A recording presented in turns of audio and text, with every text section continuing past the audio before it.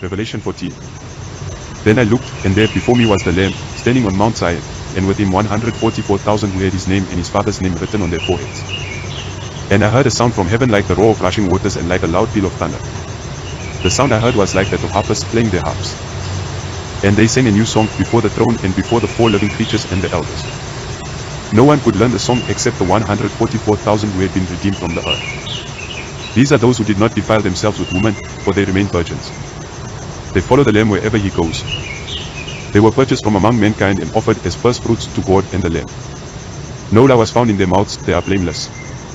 Then I saw another angel flying in midair, and he had the eternal gospel to proclaim to those who live on the earth, to every nation, tribe, language and people. He said in a loud voice, "Fear God and give him glory, because the hour of his judgment has come.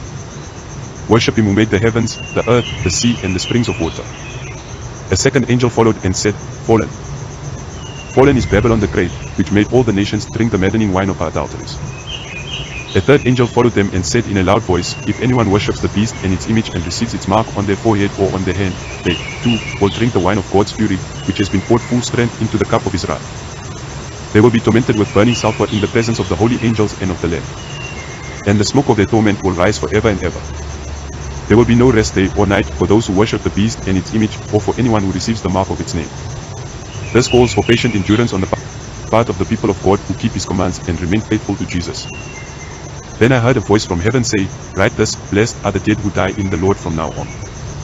Yes, says the Spirit, they will rest from their labor, for their deeds will follow them. I looked, and there before me was a white cloud, and seated on the cloud was one like a son of man with a crown of gold on his head and a sharp sickle in his hand. Then another angel came out of the temple and called in a loud voice to him who was sitting on the cloud, "Take your sickle and reap, because the time to reap has come, for the harvest of the earth is ripe." So he who was seated on the cloud swung his sickle over the earth, and the earth was harvested. Another angel came out of the temple in heaven, and he too had a sharp sickle.